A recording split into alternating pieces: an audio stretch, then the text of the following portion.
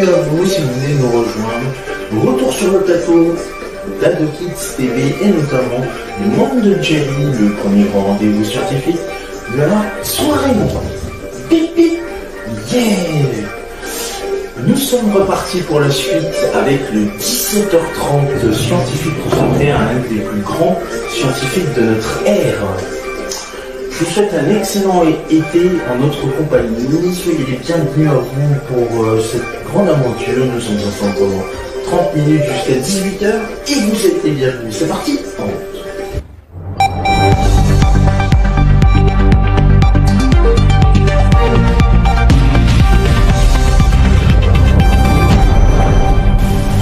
Madame, monsieur, bonjour, bienvenue sur le plateau du 17h30 scientifique, le premier grand rendez-vous scientifique sur Ado Kids TV, le meilleur de la jeunesse télévisuelle, disponible sur vos tablettes, vos smartphones et vos écrans d'ordinateur. Soyez les bienvenus dans ce 17h30 scientifique pour de nouvelles aventures dans le 17-20 nouvelle génération, le monde de Jerry, le premier grand rendez-vous scientifique de la soirée. Bip bip! Yeah! Très heureux de vous accueillir sur Ado Kids TV, le meilleur de la jeunesse télévisuelle, disponible sur vos tablettes, vos smartphones et vos écrans d'ordinateur et prochainement à la télévision. Bienvenue dans ce 10e numéro. Nous allons poursuivre notre aventure avec notre très célèbre Archimède de Syracuse. Je vous rappelle que hier on parlait de Archimède qui conçoit pour le plus grand navire de l'Antiquité, le Syracusia, commandité par le tyran de Syracuse Hieron II, et construit par Archias de Corinthe vers 240 avant Jésus-Christ, de nombreux équipements permettant notamment son lancement et sa défense. Voilà, nous allons pouvoir poursuivre dans les apports en mécanique. Il met en pratique ses connaissances théoriques dans un grand nombre d'inventions. On lui doit par exemple des machines de traction où il démontre qu'à l'aide de poulies, de palans, une autre de ses inventions, de leviers ou d'engrenages, l'homme peut soulever bien plus que son poids. Des machines de guerre, principe de la meurtrière et du canon à vapeur, catapultes, bras mécaniques utilisés dans le combat naval. Parmi les machines de guerre très importantes, l'on doit souligner l'appareil à mesurer les distances, l'odomètre, que les Romains empruntèrent à Archimède. En effet, pour que l'armée soit efficace, elle doit être reposée et les journées de marche doivent donc être identiques. La machine d'Archimède doit être réalisée avec des dents d'engrenage pointues et non carrées. On a mis très longtemps à le reconstituer car on faisait cette erreur. La vis sans fin est la vis d'Archimède, dont il rapporte, semble-t-il, le principe d'Égypte, mais où cette invention ne trouva pas la diffusion que l'irrigation eût pu lui offrir. On se sert de cette vis pour remonter de l'eau. On lui attribue aussi l'invention de la vis de fixation et de l'écrou. Le principe de la roue dentée, grâce auquel il construisit un planétaire représentant l'univers connu à l'époque. Certains archéologues lui attribuent également la machine denticitaire, dont des fragments sont conservés au Musée national d'archéologie d'Athènes, machine qui permettait notamment de facilement prévoir les dates et heures des éclipses solaires et lunaires. On sait que qu'Archimède ne considérait toutes ces machines que comme des divertissements de géomètres et privilégiait la science fondamentale. Il tenait la mécanique pratique et toute technique utilitaire pour les indignes et artisanales et ne consacrait son ambition qu'aux objets dont la beauté et l'excellence étaient pures de tout ceci de nécessité. Par exception, il mit sa mécanique et sa catoptrique au service de Syracuse pour la défendre contre les Romains, l'existence de la cité étant en jeu. Le génie d'Archimède en mécanique et en mathématiques fait de lui un personnage exceptionnel de la Grèce antique et explique en partie la création à son sujet de faits légendaires. Les auteurs de l'Antiquité, notamment le latin, en ont fait une figure emblématique, voire mythique. Ses admirateurs, parmi lesquels Cicéron qui redécouvrit sa tombe 2 siècles plus tard, Plutarque qui relata sa vie, Léonard de Vinci et plus tard Auguste Comte ont perpétué et enrichi les contes et légendes d'Archimède. À l'instar de tous les grands savants, la mémoire collective a associé une phrase, une fable, transformant le découvreur en héros mythique.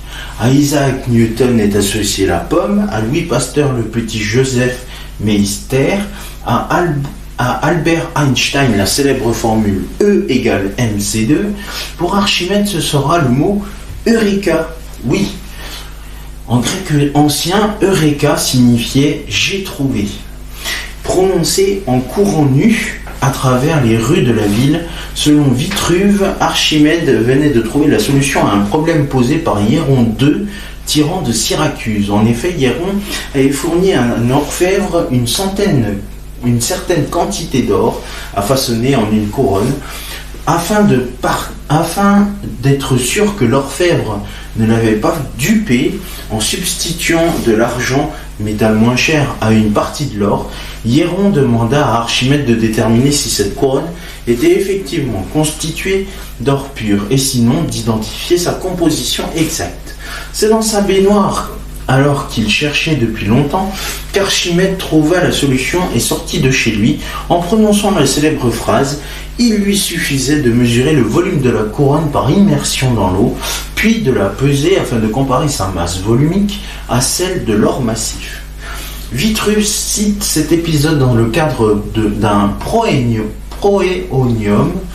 où il introduit ses idées dédicaces à Auguste, répond à des questions philosophiques et morales, même s'il semble qu'il emprunta et compila un manuel parfois sans réel lien avec le texte, mais ces digressions sont parmi les plus anciennes traces de l'histoire des sciences antiques. Sa source est inconnue, des savants supposent que ce serait Varron, car son ouvrage Disciplinarium Libri est quasi contemporain de Vitruve, en plus d'être populaire. L'anecdote est douteuse, elle n'est pas évoquée par Plutarque, Proclus, Carmen de Pondéribus, ni par Archimède lui-même dans son traité des corps flottants. En outre, la méthode utilisée, calcul de la masse volumique de la couronne, est assez triviale et n'a pas de rapport avec la poussée d'Archimède, dont la conception est beaucoup plus évoluée. Il est probable que Vitruve a eu connaissance d'une découverte d'Archimède relative au corps plongé dans l'eau, sans savoir précisément laquelle. Cependant, si la méthode rapportée par Vitruve est sans intérêt, la poussée d'Archimède permet de concevoir la balance hydrostatique. Les auteurs arabes, s'appuyant sur l'autorité du mathématicien Ménélaos d'Alexandrie, attribuent à Archimède la construction de cet instrument qui permet de déterminer la densité spécifique des corps immergés.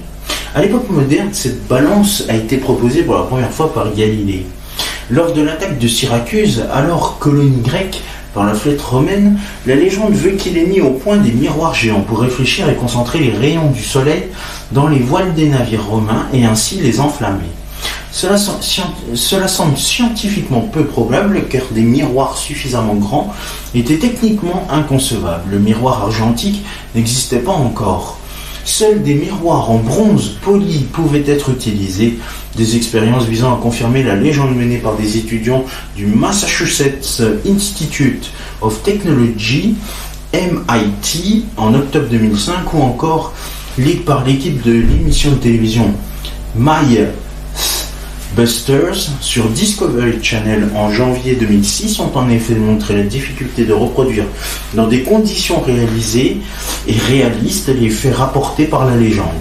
De nombreux facteurs tendent en effet à remettre en cause le fait qu'Archimède disposait de toutes les conditions requises pour enflammer un navire à une grande distance.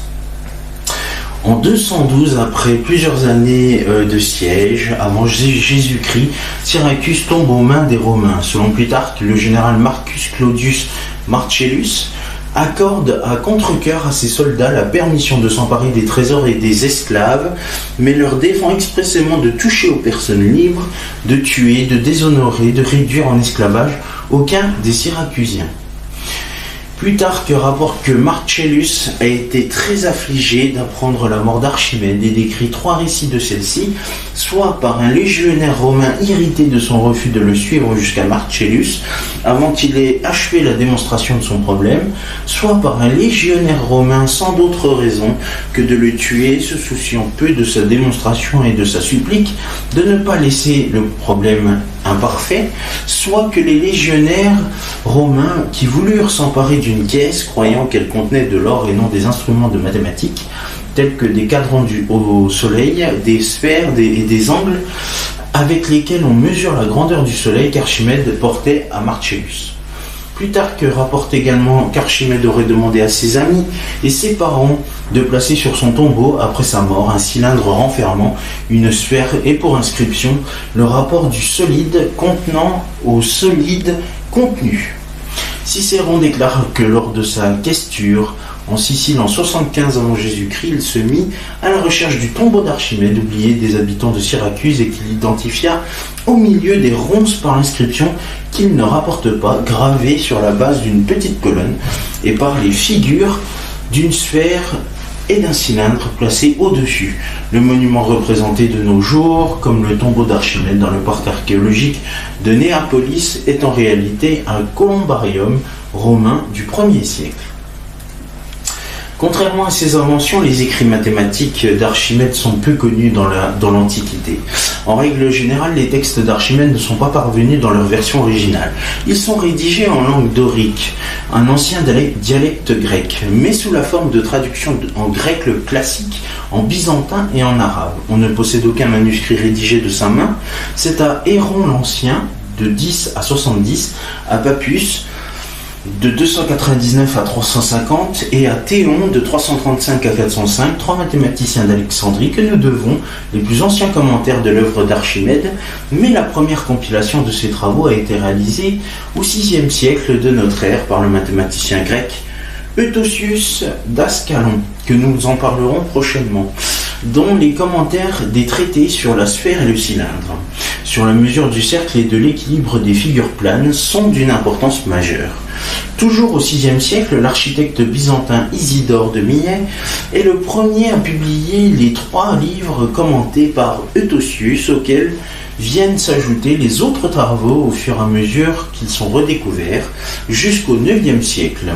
Dès lors, les 2 voies principales par lesquelles les travaux d'Archimède arrivent en Occident sont Byzance et le monde arabe. Par la voie arabe, les traductions du grec de la main de Thabit ibn Qurra 836-901 sont tout à fait remarquables. Archimède était inconnu du monde médiéval, mais le traducteur flamand Guillaume de Morbecque 1215-1286 comble cette lacune en publiant sa traduction latine en 1269.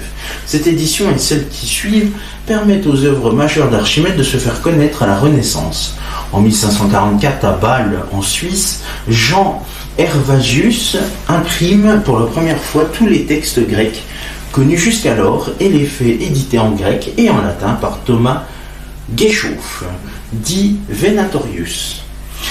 Les premières traductions d'Archimède en langue moderne se basent sur l'édition de Bâle. Il s'agit de l'édition allemande de Sturm, 1670, de l'édition bilingue gréco-latine de Torelli en 1792, de l'édition allemande de Nice en 1824 et de l'édition française de Peyrard en 1807. À l'époque actuelle, on doit à Johann Ludwig Herberg le travail de recherche de compilation et de traduction le plus important, supérieur aux publications antérieures.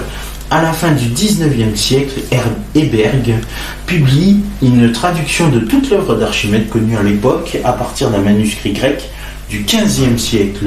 En 1906, il découvre enfin le palimpseste d'Archimède. Archimède a écrit plusieurs traités, dont 12 nous sont parvenus. On suppose que 4 ou 5 ont été perdus. De l'équilibre des figures planes, livres 1 et 2, principe de la mécanique statique, associativité du barycente, centre de gravité du parallélogramme, du triangle, du trapèze, des segments de parabole, la quadrature de la parabole, R d'un segment de parabole, de la sphère et du cylindre. En 2 livres, R du cylindre, du cône, de la sphère, d'un segment de sphère, volume du cylindre, de la boule, d'un secteur de boule, des spirales, R de domaine limité par une spirale tangente à la spirale, sur les conoïdes et les sphéroïdes, volume d'un segment de paraboloïde, d'hyperboloïde ou d'ellipsoïde. Des corps flottants en 2 livres, principe d'Archimède, équilibre de divers corps dans un liquide, de la mesure du cercle, R du disque, conférence du cercle, l'arénaire, nombre de grains de sable contenus dans l'univers, de la méthode, l'unique copie de la méthode et l'unique copie du traité des corps flottants en grec datant du Xe siècle et figure sur le palimpseste d'Archimède. Voilà, et pour rendre hommage à Archimède, le nom d'Archimède a été donné à 3 sites lunaires, le cratère d'Archimède, les monts d'Archimède et les rainures d'Archimède, ensemble de crevasses. Le monde de la philatélie l'a immortalisé en Italie en mai 83, en Grèce en avril 1983, à Saint-Marin en avril 1982, en Guinée-Bissau en 2008, au Nicaragua en 1971 et en Espagne en 1963. Le profil d'Archimède apparaît sur l'averse de la médaille Fields, la plus prestigieuse récompense en mathématiques avec le prix Abel. Dans les arts et la culture populaire, on le retrouve au cinéma avec Cabiria de Giovanni Pastrone, où Archimède y est interprété par Enrico Gemelli.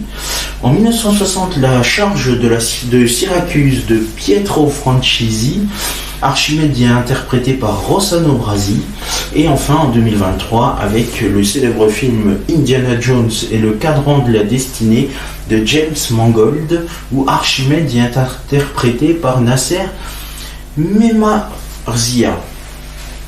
À la télévision, un téléfilm Archimède The Masters of Number de Taras Shapoval en 2014 et une série Il était une fois Les Découvreurs d'Albert Barillet, épisode 2 Archimède et les Grecs. Très rapidement, nous allons revenir sur sa célèbre théorie. Si je retrouve le document sur Archimède. Non, et ben ouais, super.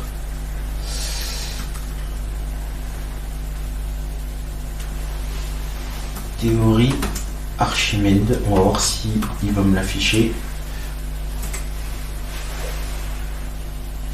Voilà, concernant la poussée d'Archimède. Alors, la poussée d'Archimède est la force particulière que subit un corps placé entièrement ou partiellement dans un fluide, liquide ou gaz, et soumis à un champ de gravité.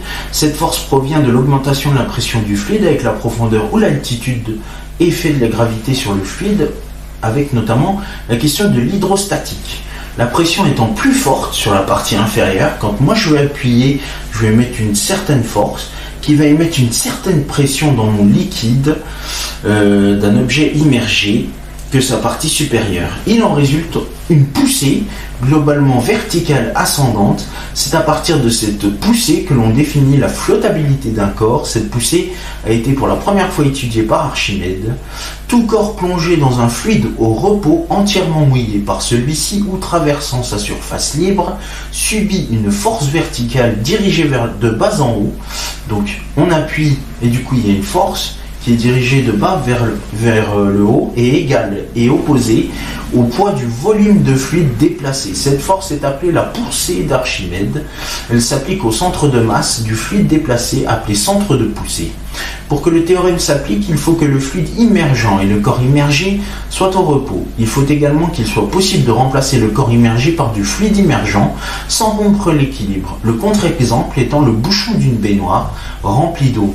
Si celui-ci est remplacé par de l'eau, il est clair que la baignoire se vide et que le fluide n'est alors plus au repos. Le théorème ne s'applique pas puisque nous sommes dans un cas où le bouchon n'est pas entièrement mouillé par le liquide et ne traverse pas sa surface libre. Une fois les conditions précédentes respectées dans un champ de pesanteur uniforme, la poussée d'Archimède notée PA est donnée par la formule suivante, et vous la connaissez sans doute. La poussée d'Archimède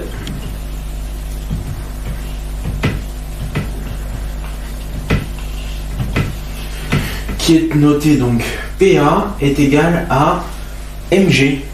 P égale mg. mg.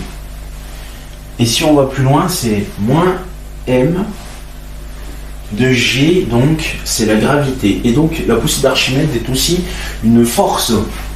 Et je vous rappelle que les forces se notent F avec une flèche au-dessus. Donc la poussée d'Archimède, donc la masse par la force de la gravité. M est la masse du fluide contenu dans le volume V déplacé, et G, et c'est même G, c'est l'accélération de pesanteur. Accélération de pesanteur. Connaissez-vous la valeur de cette accélération de pesanteur? Normalement, si je ne me trompe pas, elle est égale à 10. Oui, 10 mètres par seconde. Pour être très précis, elle est égale à 9,81 mètres par seconde au carré. Et très souvent, en mathématiques, dans certains cas, on va l'arrondir à 10 mètres par seconde au carré. Voilà, donc ce champ de pesanteur est un champ actif qui s'exerce sur tout corps doté d'une masse de la Terre ou un autre astre. Il s'agit d'un champ d'accélération souvent appelé plus simplement la pesanteur, ou G. L'essentiel de la pesanteur terrestre est dû à la gravité, mais s'en distingue du fait de l'accélération axifuge.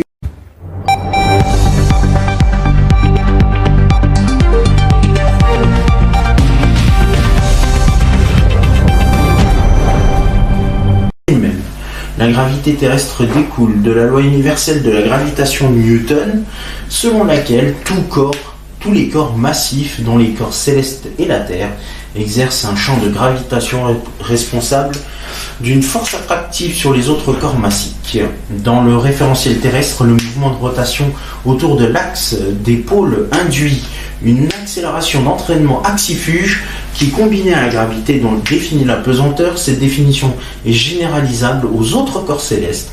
On parle alors par exemple de la pesanteur de Mars. La force à laquelle est soumise un corps en raison de la pesanteur est appelée le poids de ce corps et est proportionnelle à la pesanteur G et à la masse de ce corps. Son unité de mesure est le Newton. Comme pour toute force, toutes les forces sont mesurées en Newton. Comme pour toute force, cette force définit la verticale du lieu, la direction suivant laquelle tous les corps libres tombent vers le sol en un lieu donné et qu'on peut mesurer par un fil à plomb. La pesanteur à la surface de la Terre n'est pas la même partout. Elle est notamment plus élevée au pôle qu'à l'équateur. Pour les besoins pratiques, la Conférence générale des poids et mesures a défini en 1901 une valeur normale de l'accélération de la pesanteur terrestre, notée G ou G0, qui est égal à 9, on va encore plus loin. Le chiffre exact est 9,806,65 mètres par seconde au carré. 806, 650 si vous préférez, mètres par seconde, soit approximativement, et c'est pour ça qu'on donne ce chiffre-là, 9,81 mètres par seconde au carré, ou 9,81 newtons par kilogramme. Et que dans certains cas, on va le retrouver à 10 mètres par seconde au carré ou 10 newtons par kilogramme. Cette valeur correspond à la pesanteur sur un ellipsoïde idéal approchant le niveau de la mer et à 45 degrés de latitude. Voilà, dans le cas particulier, on va en parler quand même, dans le cas particulier où la masse volumique P du fluide est elle aussi uniforme, on a PA. Donc PA, voilà, PA est égal à moins P, force V, G. Donc G pour l'accélérateur de pesanteur qui est donc à 9,80 mètres par seconde au carré ou 9,80 newtons par kilogramme. V ici, c'est le volume de fluide déplacé en mètres cubes et la masse volumique petit p, qui est donc là. C'est donc la masse volumique qui est exprimée en kilogrammes par mètre cube, bien évidemment. Alors là, c'est l'intensité de la force de la poussée d'Archimède. Là, ça sera exprimé donc en newton. Et ici aussi, mais là c'est la force. Ici on a plutôt l'intensité. Attention, pas la même chose. Voilà pour notre petite session de mathématiques, sciences physiques, avec Archimède, et notamment de la mécanique en fait, avec la poussée d'Archimède, très importante. D'ailleurs, la bonne nouvelle, c'est que notre émission est terminée sur Archimède. À partir de demain, nous allons nous lancer sur les grands mathématiciens de notre Et à partir de demain, nous allons nous intéresser à un nouveau mathématicien, pas Archimède, mais ce sera Thalès de Millet, qui a créé le célèbre théorème de Thalès, comme on le connaît si bien. Tous nos épisodes du 17h30 scientifique et du 17-20 nouvelle génération, le monde de Jerry, sont à retrouver sur YouTube avec la plateforme AdoKids TV. Et vous pouvez également retrouver AdoKids TV sur nos différents réseaux sociaux, Facebook, X et Instagram, que vous allez avoir le plaisir de retrouver dans un instant, juste après notre générique. Le mot de la fin, c'est donc terminé pour aujourd'hui. Demain, Thalès de Millet. Demain, nous allons parler de mathématiques. Dans le rendez-vous thématique, nous allons nous intéresser aux mathématiques pures. Vous allez voir, vous allez découvrir, on va s'intéresser aux mathématiques et aux différents thèmes des mathématiques pendant un petit moment. Je vous remercie de votre fidélité. Je vous souhaite une excellente soirée. Dans un instant, le 18h chimique. Un 18h chimique à fond les ballons, puisque nous allons vous proposer une toute nouvelle expérience ce soir dans notre 18h chimique. Notre professeur complètement fou a décidé de s'intéresser ce soir à la pluie nuageuse. Eh bien, j'espère que vous profitez de votre bel été et de votre journée, fin de journée ensoleillée. Je vous souhaite une excellente soirée sur AdoKids TV pour prochain rendez-vous scientifique demain, même lieu, même heure. En attendant, ce sont les expériences de notre professeur scientifique fou. Merci, salut.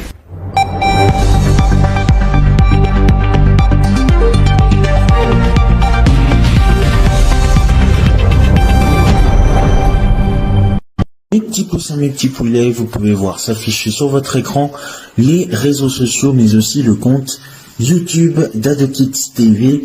Commentez, likez sur Facebook et Instagram et abonnez-vous à la chaîne YouTube d'AdoKids TV. Et c'est la fin de ce 17h30 scientifique. Merci à vous de votre fidélité de nous avoir suivis. Prochain rendez-vous demain. Et tout de suite, voici l'arrivée de votre blouse et de vos lunettes de protection, puisque c'est votre rendez-vous chic. Je vous souhaite une excellente fin d'après-midi sur notre antenne, bon début de soirée, et on se retrouve dans quelques instants pour la suite de nos aventures du monde de Jerry. Merci, salut.